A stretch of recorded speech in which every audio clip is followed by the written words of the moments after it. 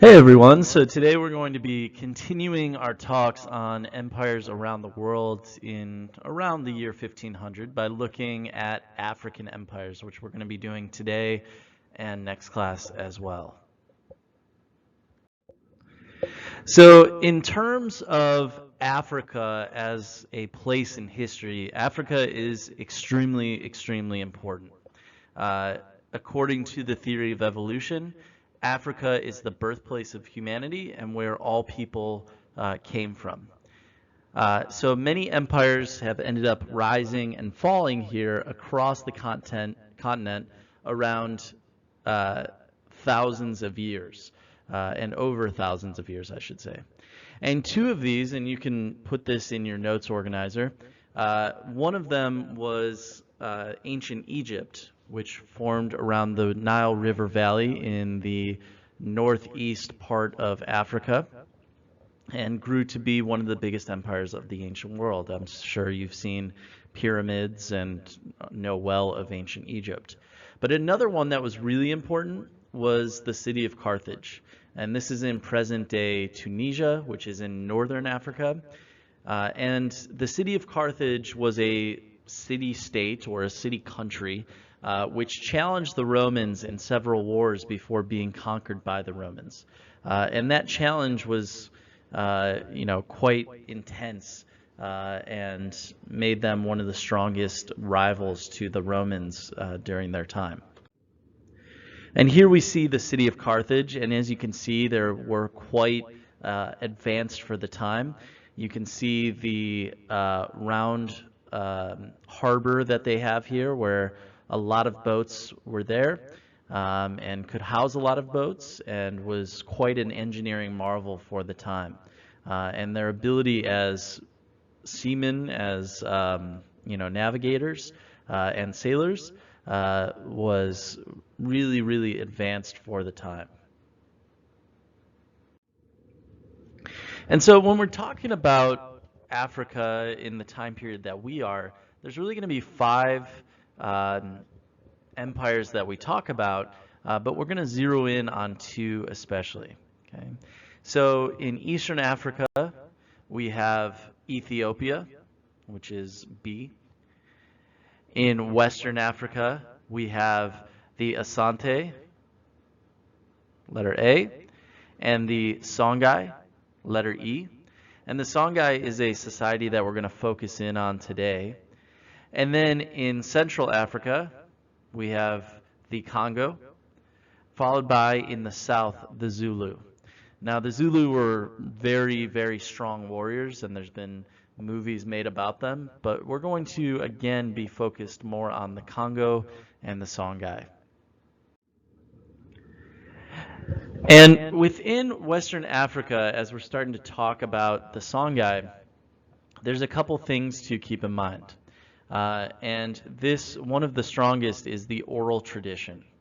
And so through this tradition, like call and response music and stories, things were passed down through the spoken word. And so Western African culture, morals, and history were kept alive by storytellers and by songwriters who could come in and use their voice and use their immense memory in order to pass down the lessons and the history that was brought before. And so before Muslim traders and written Arabic came into these areas, ideas were spread and recorded through gifted storytellers that were known as griots. And griots were the wisest and most respected people of a clan or village because they kept all of this history in their mind and were able to, tell these stories in such gripping ways and tell these songs in such catchy ways that told of the past leaders, the wars, the creation myths, the morals, all passed down from generation to generation through these very wise individuals within the society.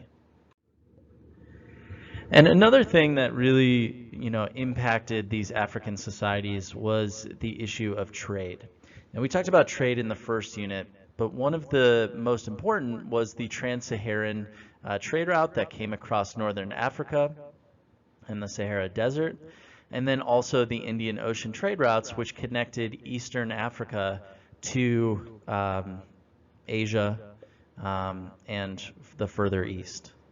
And so things like gold and salt came from Africa, and then spices from India found their ways into Africa as well.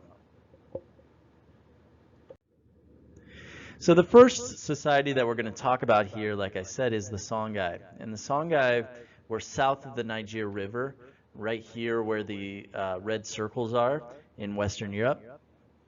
And Islam was the main religion that was practiced by the rulers.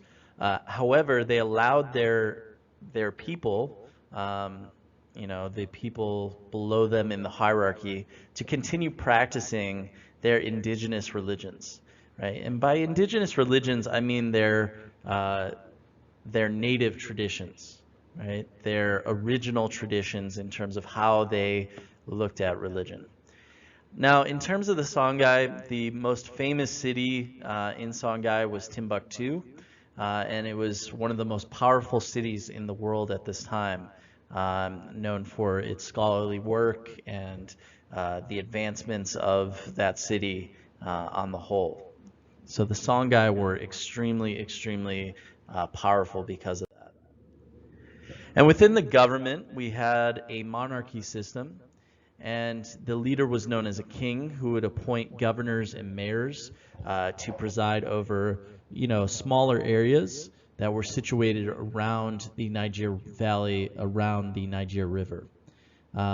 And even after a place would be taken over, the local chiefs were still granted authority over their respective people as long as they did not sort of go against what the Songhai had put in place. Okay, so as long as you did not sort of rock the boat and do things that the Songhai did not want you to do, you could continue to rule over your individual people even after you had been conquered. Now, in terms of the economy, a lot of it was based on overland trade in what was known as the Sahel, which is just south of the Sahara Desert, or in the southern part of the Sahara Desert. And so the river trade that would take place throughout this area and overland became quite important. Now, in addition to that, during the reign of Sunni Ali, who we are going to be talking about, several dikes or dams were constructed, and this really enhanced the area because it allowed for irrigation to take place, where water could be brought to the fields more easily, and it increased the agricultural yield of the Songhai, allowing them to feed their people and to be able to trade as well. Now, in terms of the economy, this was based on a clan system. And that may seem like it's part of the societal fabric, but the clan system was where a person belonged ultimately to a clan that would sort of determine their occupation.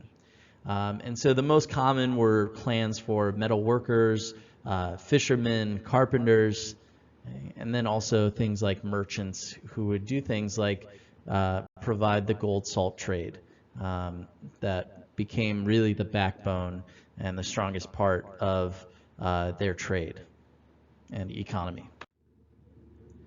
Like I said earlier, Islam, in terms of religion, was practiced by the rulers, with the common people practicing the indigenous religions. So I'm going to move on quickly from this one. Now, in terms of major figures, there's really two that we want to sort of zoom in on for the Songhai. And the first is Sunni Ali. And under the tutelage of Sunni Ali, many cities ended up being captured and then fortified. So Timbuktu was captured in 1468. Djenné was captured in 1475, right around this 1500-year mark that we are talking about. And what it ended up doing is that one of the strongest empires in that area was the Mali Empire. And the Songhai, through these conquerings, were able to surpass them in terms of power and even, just strength overall. Now, what ended up happening to Sunny Ali was that, he ended up dying under mysterious circumstances. He was sort of crossing a river and mysteriously died while he was crossing that river. And what was theorized was that the next man we're going to talk about here is that Muhammad Touré, or Askia the Great, who ended up taking over as king, had killed him. And I know that seems like quite a coincidence that the man who thought to have killed him later took over as king. And Muhammad Touré was able to take what Sunny Ali had built and make it the largest in the West Africa's history. And so he transitioned it from an empire that was taking over lands and growing into a very powerful bureaucracy that worked very efficiently and set up a lot of the governances that we talked about earlier in terms of how efficiently they worked and how quickly they worked. Now, the other society we're going to talk about are the Congo. And Congo with a C is still a country, but the Congo Empire was here even before that was set up as an official country.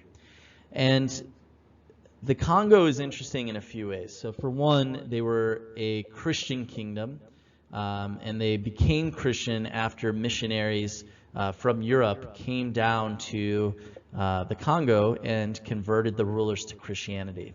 And unlike the Songhai, who allowed their people to continue practicing their indigenous religions, the Congo rulers ended up converting the entire kingdom and wanting the entire kingdom to become Christian.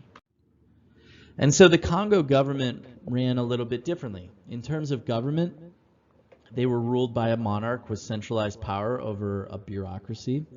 And there was a royal council, which was a 12-person council that handled many of the administrative duties, and also chose what was known as the Mwene Congo, which was the king.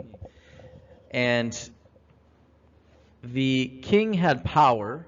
They were the main ruler, okay, and they would at times be able to choose who would succeed them or follow them after, but the 12-person council ended up having the most amount of power. Okay, this plan that the king had was not always followed, and so because of this, and because it was no longer clear who would follow the king, the line of succession would become an issue, because if people didn't agree with the choice of the king, some people would want to go with what the king said, some people would not, and it would result in rebellions and possible civil war. Now, another important part of the governance system was the matrons of the court. And these were 4 women who would be appointed by the king and sort of take great power in terms of the day-to-day operations of the kingdom. And so you have the 12-person council who chose the king, and then the king would try to choose their successor, and the king would also appoint these matrons of the court who would help in the administrative duties. So there was a lot more sort of factors and moving parts that went into the running of the kingdom.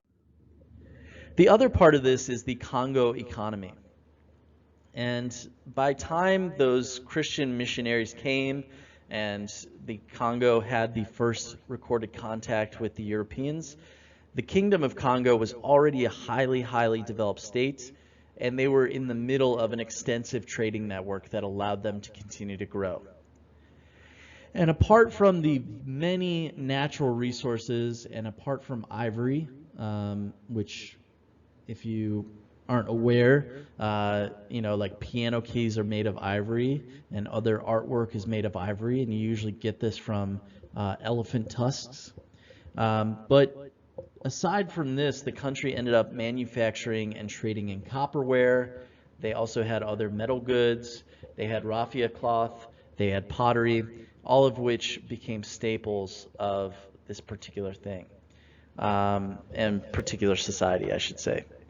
Now, the other part that sort of grew as well was the production of cloth.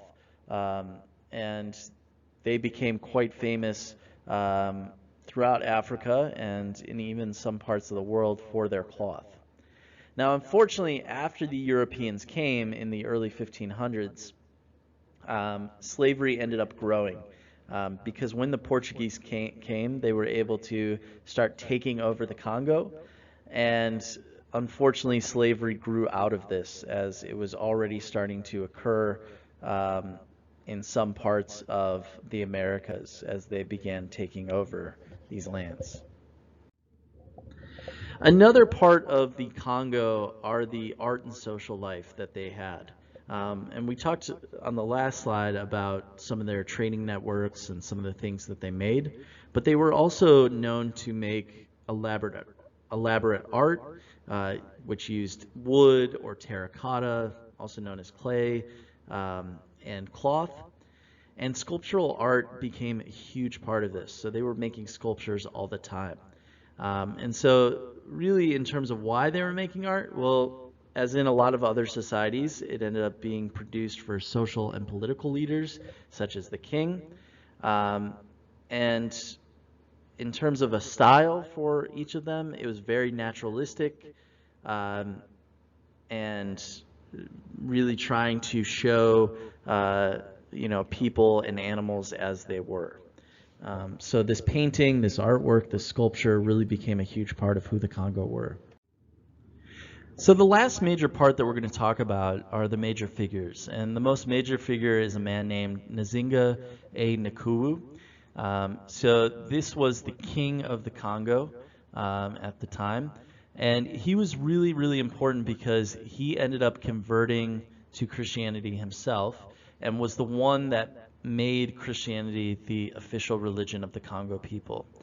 And the reason why it spread so quickly throughout the Congo kingdom and became that religion was that the Portuguese had begun to explore there and had begun to colonize parts of the Congo kingdom, and then later on took over the whole.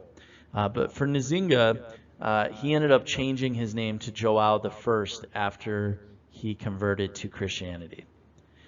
All right, so in terms of the African kingdoms, once again, very, very important, and at their heights, very strong kingdoms that really relied on trade and an efficient network of administering everything that needed to happen within those kingdoms. If you have any questions, please let me know, or Mr. Allard know, and I hope you all have a great day.